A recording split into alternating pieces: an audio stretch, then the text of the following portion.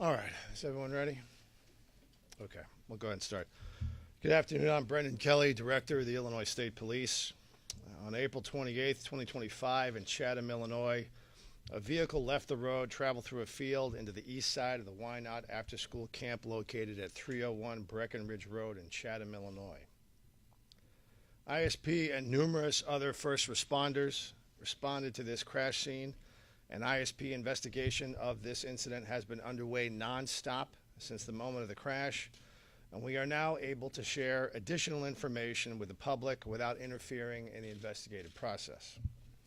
At approximately 3:20 p.m., the vehicle traveled through the building, striking numerous individuals before exiting the other side. 4 individuals were killed in the crash. 7-year-old Alma Buhner-Kempe, 7-year-old Catherine Corley, 8-year-old Ainsley Johnson, and 18-year-old Riley Britton. There are additional children that were injured in the crash and were taken to the hospital, and some of them have been released. The specifics of that we're not going to share at the request of the family and the parents of those children. The driver and sole occupant of the vehicle, 44-year-old female Marianne Akers of Chatham, that information has previously been provided to the public, was transported to an area hospital for evaluation.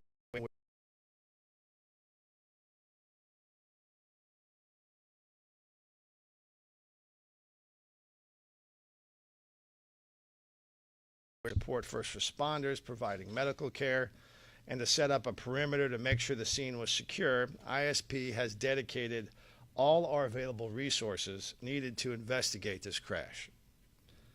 ISP crime scene services and traffic crash reconstruction officers have been collecting evidence,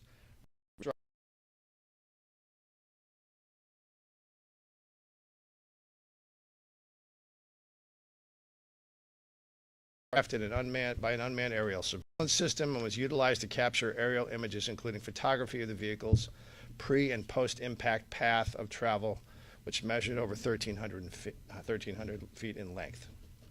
An event data recorder was obtained and data collected from the operating systems of the vehicle prior to the crash, and that data will, of course, be analyzed and compared to the physical evidence located at the scene. This is standard professional investigation of this type of incident by the Illinois State Police. Numerous ISP special agents have been conducting a tireless and thorough investigation that includes interviewing dozens upon dozens of individuals, reviewing calls, video, reports from other agencies, of course, medical records and tests, and countless other evidentiary leads. The Illinois State Police Division of Forensic Services analyzed the blood and urine samples that were provided by the driver. At this time, we can report initial preliminary toxicology test results were negative for alcohol and negative for controlled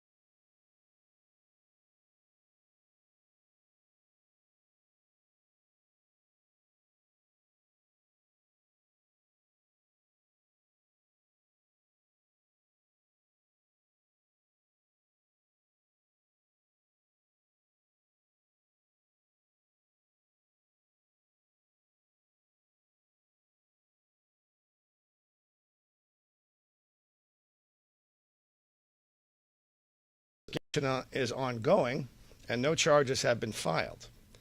The entirety of our investigation, all evidence and all ascertainable facts, will be submitted to that office for review at the conclusion of our investigation for a determination of what charges, if any, are appropriate under the law. As always, ISP is not alone when confronting these challenges. ISP responded, of course, but with Chatham, Springfield, Pawnee, Sherman, Auburn, Rochester, and Springfield Park District Police Departments, Chatham and Springfield Fire Departments, the Sangamon County Sheriff's Office, the Sangamon County Coroner, American Medics First Ambulance Services, Arch, Air, and Saints Flight, the Red Cross, and other first responders. And I want to thank each and every one of them, many of whom are standing here with us here today. From the Illinois State Police, I want to thank, in particular, the Illinois State Police Division of Patrol Troop 6, Commander Josh Adcock, Lieutenant Craig Poole, and Acting Lieutenant Andrew Kaczynski, and their team for their swift and sure response that day. Also from the Division of Forensic Services, Trooper Jake Miller of the Traffic Crash Reconstruction Unit, and Crime Scene Investigator Emily Malding of Crime Scene Services, as well as the rest of their team for their incredible technical expertise and their forensic skills that they've displayed during the course of this investigation.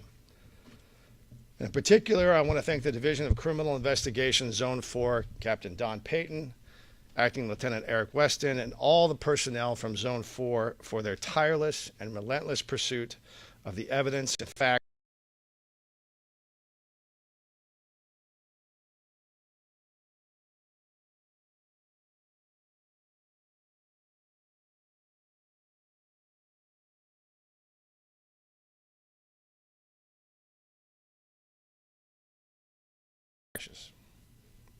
every day from one end of the state to the other. They investigate cases involving the loss of life. Our people and all first responders are tough. But when a child dies, when children die, it weighs on their hearts and their minds and their souls. I'm beyond proud of their commitment as officers of the law and their compassion as human beings. They have maintained their focus with crystal clarity, but have also found a way to display empathy and sensitivity for those impacted by this horrific incident, and also take care of each other along the way. We offer our sincere and heartfelt condolences to the family, friends, and Chatham community during this difficult time. And now please join me for a brief moment of silence on behalf of the victims and survivors.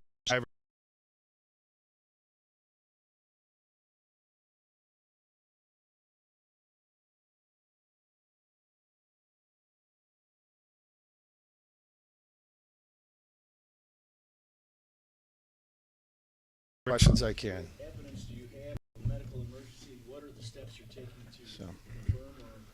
Yeah, so as I indicated, the investigation is ongoing, so we're not going to get into the specifics of what those pieces of evidence are.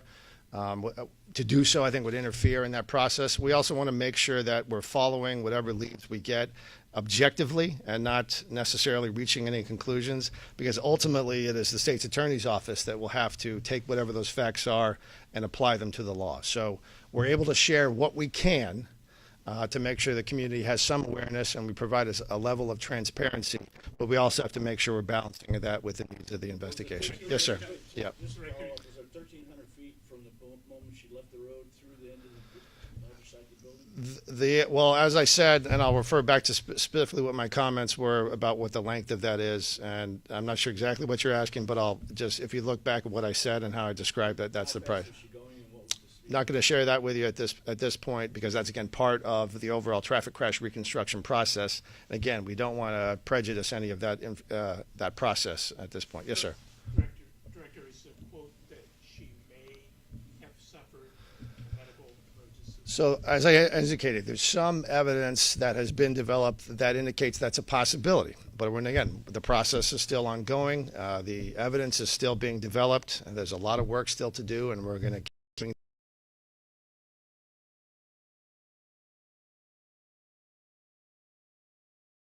yet. Yes, sir. You indicated that the driver had cooperated at the hospital and provided those samples. Correct.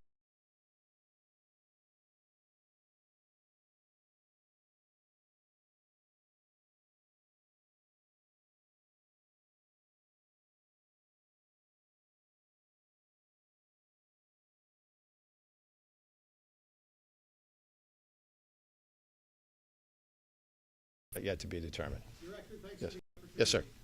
Early on, we were told this is not a targeted attack. Now, to the extent you can tell us, how were you able to eliminate that, and is that still the case? Sure. So if you think about, that terminology, a targeted attack, it implies a certain intent or some specific motive or a link of some type, a nexus.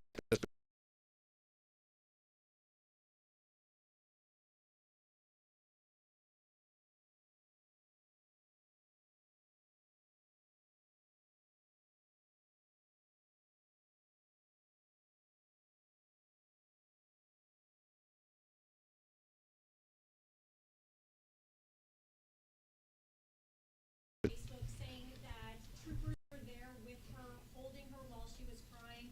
How does that speak to the integrity?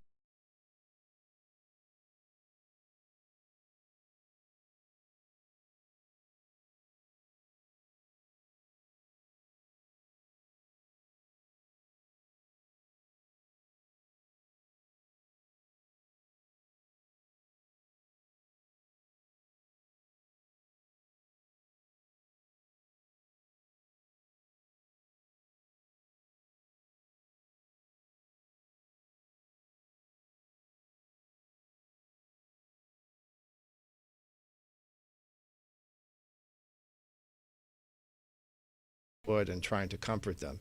And that's, the right thing to do, but it's also very much part of what the Illinois State Police is about because that relationship with the public is very beneficial when it comes to the point where we need to be investigating leads, solving crimes, and getting information that will help us establish what happens in any particular type of crime. So I appreciate you asking that. Yes, sir. Not that I'm willing to share at this point. We're working as fast as we can. Yes, sir. You said there was aerial footage before the crash occurred, is that correct? No, no. No, what you're referring to is, so we'll use some very impressive technology with our drones to go up and see what the path is. You're getting a bird's eye view to see where a particular vehicle may have driven or where a particular structure is, and we'll see both before, leading up to the impact, and then after the impact, we have that's part of the evidence that's been collected, sir. Director, can you confirm No. if the driver was an employee for Illinois State Police and what her role was? Sure. Yeah, we've previously confirmed that, and we've provided what information we could about her employment here. It was, I think, almost 7 years ago.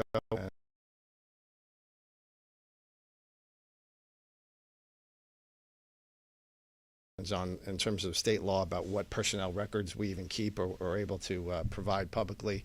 So yes, we can confirm that she worked here, but that's about as much information as we can give you.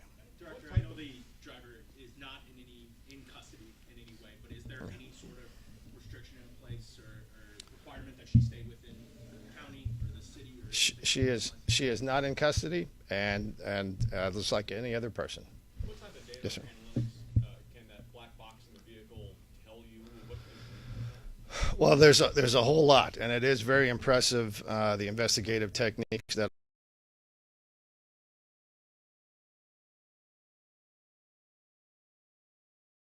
on the various sensors that each vehicle has, but not going to get into specifically what that may or may reveal in this case. Again, that's the actual information that the prosecutor will have to look at in its entirety. But it is a lot of information that can be gleaned from that speed, the way the car was moving, the way different parts of the engine may have been operating at a certain time, and then all that will be taken into context of the additional evidence that was gathered at the scene and combined with the physical evidence. So it is a lot, but it doesn't necessarily mean it's going to tell you everything. It's not a magic tool that will solve every crime, but it is circumstantial evidence that, along with other things, can be considered. What was the response time, and do you know who first reached her? Was it ISP officers and was she conscious, the driver? It was immediate by many of the people you see standing here, immediate response, and I'm not going to comment specifically about what her condition was or affect was or who specifically spoke to her. Again, those are witnesses. Those are things that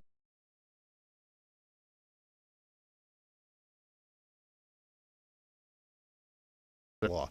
But again, what I indicated to you remains true, that some evidence has been developed that indicates that some type of medical emergency may have occurred. It may, but that's not the end of the discussion. How many witness statements have you Dozens upon dozens. There were a lot of people in the area, perhaps more people could have been injured.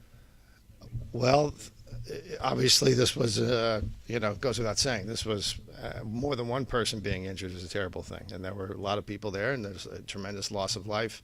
I don't know how that were there as part of this this daycare. And so it's just horrible. I don't know how else to describe it. Yes, sir. Director, to follow up on that, do you know approximately how many people were?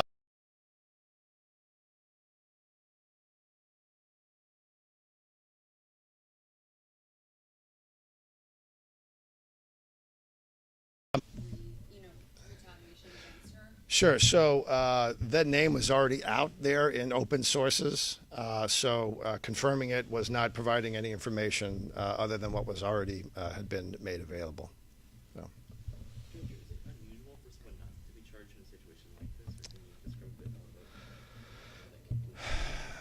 about that? I don't know what unusual means, but this is every case, every tragedy, every investigation has different nuances.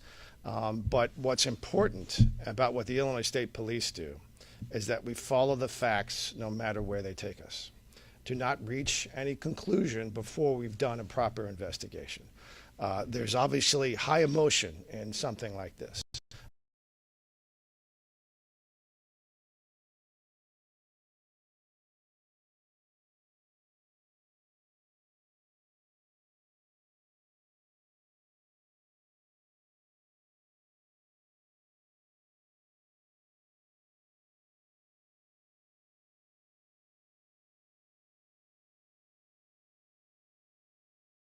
Picture that circulated in the aftermath of the crash that showed the back of a woman in handcuffs. Can you confirm if that was real or if that, if...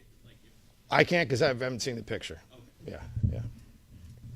Anything else? You mentioned just, how difficult it was for the responding officers, just how it weighs on their hearts, their minds, and their souls. Is there going to be, any other support for those responding officers? Obviously, that was Yeah. a very traumatic Yeah. thing to respond to. Absolutely, and thank you for asking that, Megan. As a matter of course,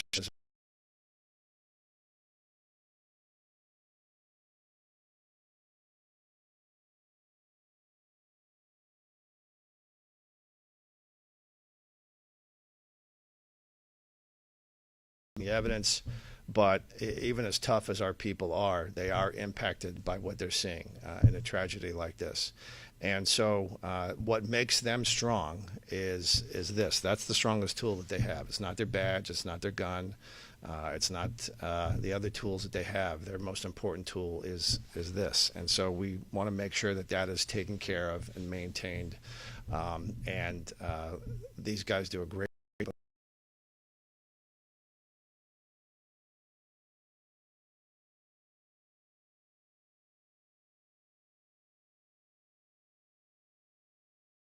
can always do better. Undoubtedly, can always do better. But one way you can help us to do better is to, if you see a police officer, thank them just for the stuff that they have to do every day. Because it's not every day they're dealing with things like this that are so clearly and specifically an awful, awful circumstance. But it's little things that they deal with on a daily basis that can also add up in terms of that stress. So, all right, thank you all very much. Thank you.